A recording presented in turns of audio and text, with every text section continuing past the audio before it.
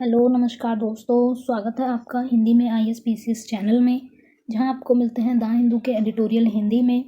दोस्तों, कुछ दिनों से मैं रेगुलर वीडियो नहीं डाल पा रही हूं, तो उसका कारण है कि मेरे PhD के एग्ज़ाम्स चल रहे हैं। दोस्तों, मुझे पूरी उम्मीद है कि आप अपना साथ ऐसी बनाए रखेंगे। तो शुरू करते हैं आज का द हिंदू एडिटोरियल। दोस्तों, आज का एडिटोरियल डाटा गवर्नेंस से रिलेटेड है, जिसका शीर्षक है भारत के लिए एक डाटा गवर्नेंस व्यवस्था को आकार देने का अवसर। दोस्तों, ये आपके GS मेंस पेपर 2 से रिलेटेड है, तो जानते हैं इसके बारे में। संदर्भ ये है कि भारत जो है अपने डिजिटलाइजेशन में काफ़ी आगे बढ़ रहा है और काफ़ी सारा डाटा हमारे यहाँ जनरेट भी होता है, क्योंकि दोस्तों इंडिया जो है वो पॉपुलेशन में नंबर 1 पर आ गई है और बच्चे बच्चे के हाथ में आज मोबाइल है। तो मोबाइल से वो काफ़ी सारा डाटा जनरेट होता है, जिसका प्रोटेक्शन होना बहुत ज़रूरी है, क्योंकि डाटा प्राइवेसी बहुत ज़्यादा मेंटेन होनी चाहिए। और अगर नहीं हो पाती है तो उसकी वजह से काफ़ी सारे फ्रॉड केसेस, साइबर क्राइम होते हैं। तो मुद्दे पर अंतर्दृष्टि डालते हैं। दोस्तों, केंद्रीय बजट 2023 में वित्त मंत्री ने घोषणा की है कि भारत सरकार जो है वो राष्ट्रीय शासन नीति शुरू करेगी।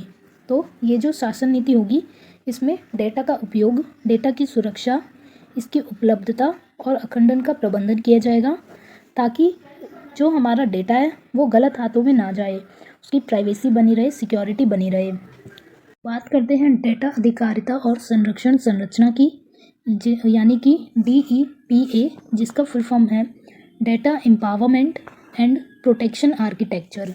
तो ये एक प्लेटफॉर्म है, ये एक टूल है जिसके सहारे जो नागरिक हैं उनकी सहमति ली जाएगी कि कोई कंपनी उनका डाटा, उनकी व्यक्तिगत जानकारी किसी भी माध्यम से, जो भी उनके ऑनलाइन डिजिटली जो ली जा सकती है जानकारी, वो कंपनी यूज़ कर सकती है उस नागरिक का या नहीं। तो ये एक सहमति देने वाला उपकरण है, जिसके माध्यम से हमारी डेटा की सुरक्षा होगी और जो हमारा डेटा का मिसयूज़ होने का डर रहता है वो इससे नहीं होगा। तो ये व्यक्तियों को अपनी डेटा यूज़ करने की सहमति को देने के लिए प्रबंधित करेगा और जो डिजिटल तकनीक है, डाटा गवर्नेंस है, उसमें विश्वास बनाने में ये मदद करेगा। लेकिन इससे जुड़े कुछ जोखिम भी है, वो जान लेते हैं। तो अगर इस उपकरण का सही से लागू नहीं किया जाता है या ठीक से इसे यूज़ नहीं किया जाता है, तो इससे जो हमारी व्यक्तिगत जानकारी है, जो हमारा पर्सनल डाटा है, वो मिसयूज़ होने का डर रह सकता है। और इसका विभिन्न क्षेत्रों और काफ़ी सारे अलग अलग भागों में, डिपार्टमेंट्स में इसका यूज़ अगर किया जाता है, तो हमें ये सुनिश्चित करना होगा कि जहाँ पे नागरिकों के जो डाटा है उससे हानि पहुँचाने की संभावना है, तो वहाँ हमें इसे रोकना होगा। तो इसके लिए अलग अलग क्षेत्रों में हमें देखना होगा कि कहाँ यूज़ किया जाना चाहिए और कहाँ ब्लॉक किया जाना चाहिए। तो सुरक्षा और गोपनीयता बनाए रखने के लिए इसका कुशल उपयोग किया जाना ज़रूरी है। बुनियादी जो ढांचा है, जो कनेक्टिविटी है, उसकी उपलब्धता से जुड़े हुए भी कुछ मुद्दे हैं, यानी कि हमारे पास जो इस सिस्टम को उपयोग करने का तरीका है, उसके लिए बहुत अच्छा इंटरनेट होना चाहिए, बहुत अच्छा सर्वर होना चाहिए, और इंटरनेट से, कंप्यूटर से रिलेटेड जो भी ज़रूरी चीज़ें हैं वो बहुत अच्छी और बिना हैंग होने वाली, कहीं अटकने ना वाली, ऐसे एक सिस्टम सॉफ्टवेयर होना चाहिए। और उसको चलाने के लिए जो लोग हैं वो भी बहुत कुशल होने चाहिए, बहुत ट्रेंड, फाइन स्किल वाले लोगों की भी ज़रूरत है कि क्या हमारे पास ऐसे लोग हो पाएंगे जो इसको अपने हाथों में, अपनी जिम्मेदारी में ले सकें, डेटा सुरक्षा को वो कायम रख सकें। तो इन क्षेत्रों में डेटा और सूचना का संभावित दुरुपयोग किया जा सकता है, जैसे कि उदाहरण के लिए स्वास्थ्य क्षेत्र। तो अगर कोई हॉस्पिटल है और वहाँ के जो डेटा है, जो पेशेंट्स हैं, उनकी जानकारी लीक हो जाती है, तो उससे ये खतरा है कि जो कंपनियां हैं, जो फार्मास्यूटिकल कंपनी हैं, वो अपनी दवाइयों का प्रचार करेंगी। उसके लिए वो ग्राहकों को मैसेज भी कर सकती हैं, कॉल भी कर सकती हैं, पेशेंट्स को या पेशेंट्स के जो फैमिली मेम्बर हैं उन्हें कह सकती हैं कि हमारी ये वाली दवाई आई है, इससे 100% इलाज होगा।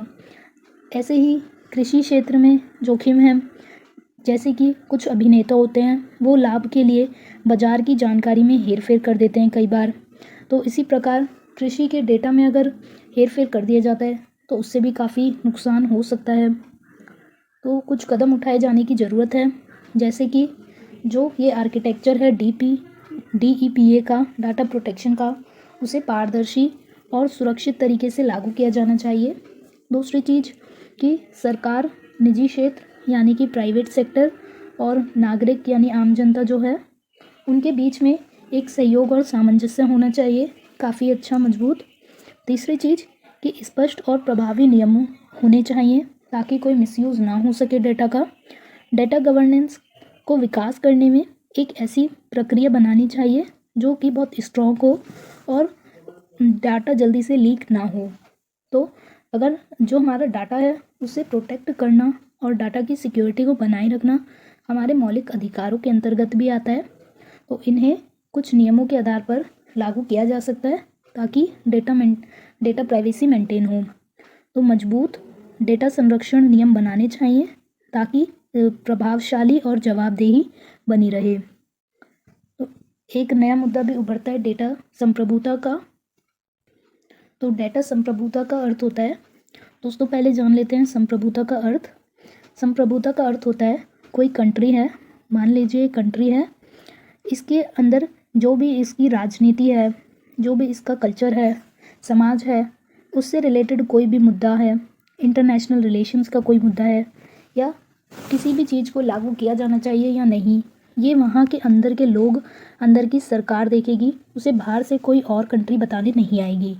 तो इसका अर्थ होता है संप्रभुता, यानी कि जो देश के लोग हैं या सरकार है वो स्वतंत्र है कोई भी निर्णय लेने में, उन पर किसी का भी दबाव नहीं है।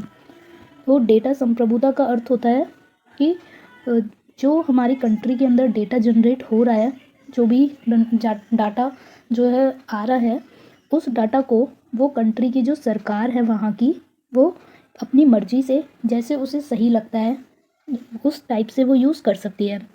तो वो उसमें किसी को भी बाहर की कंट्री को हस्तक्षेप करने की ज़रूरत नहीं है, और वो जो डाटा है वो संग्रह भी कर सकती है, उसे स्टोर भी कर सकती है डाटा को, और उसका उपयोग भी कर सकती है। तो इसे कहते हैं डाटा सॉवरेंटी, यानी कि एक देश का जो डाटा है उसे अपना यूज़ करने के लिए कहीं कोई रोक टोक नहीं है। तो भारतीय डाटा प्रबंधन एक कार्यालय है। तो ये जो कार्यालय है ये डिजिटल रणनीति, डिजिटल गवर्नेंस फ्रेमवर्क और डाटा से रिलेटेड जितने भी काम हैं उनकी देखरेख करता है और उनका समन्वय करता है, और ये सुनिश्चित करने के लिए कि इसके द्वारा जो किए गए प्रयास हैं वो देश के मूल्यों के अनुरूप हैं कि नहीं, उसे सुनिश्चित करता है।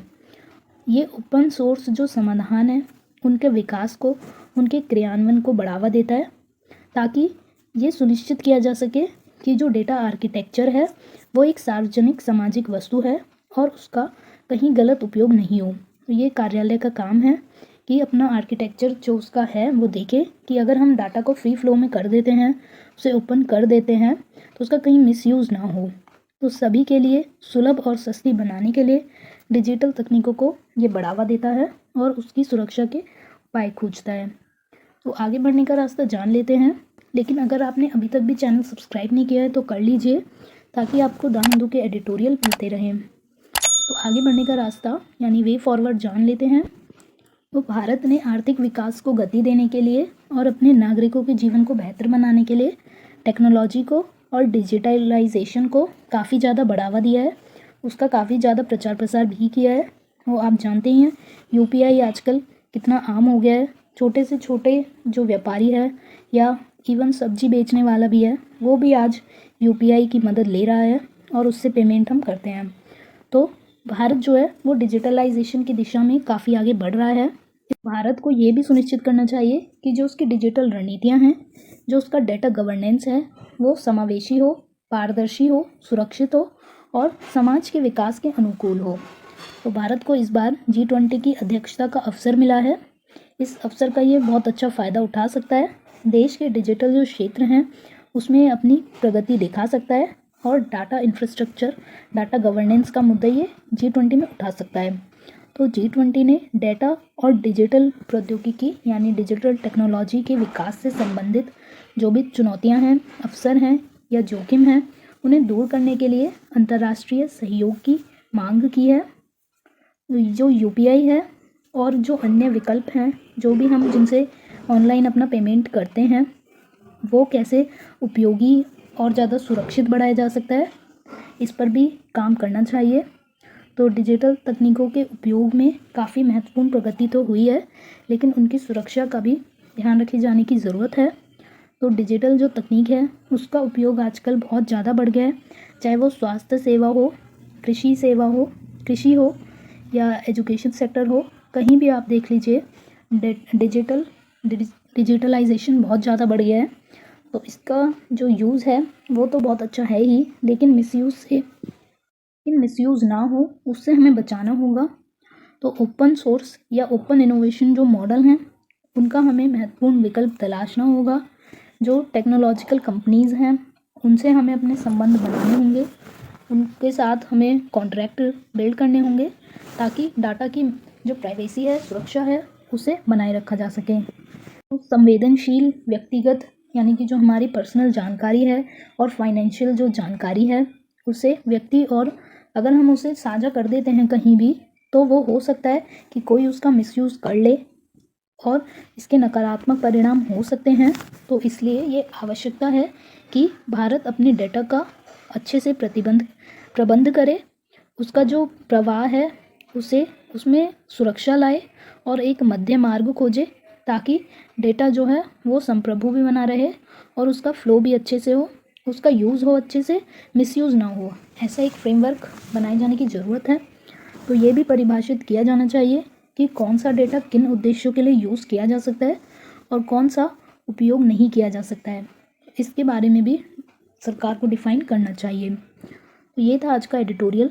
जानते हैं एक अभ्यास के लिए प्रश्न, साइबर सुरक्षा के विभिन्न तत्व क्या हैं। साइबर सुरक्षा में चुनौतियों को ध्यान में रखते हुए जांच करें कि भारत ने व्यापक राष्ट्रीय साइबर सुरक्षा रणनीति को किस हद तक सफलतापूर्वक विकसित किया है। ये यूपीएससी 2022 का क्वेश्चन है और आपको 200 शब्दों में लिखकर प्रैक्टिस करनी है। तो दोस्तों वीडियो पसंद आया हो तो प्लीज़ लाइक कीजिएगा, शेयर कीजिएगा और चैनल सब्सक्राइब कीजिएगा।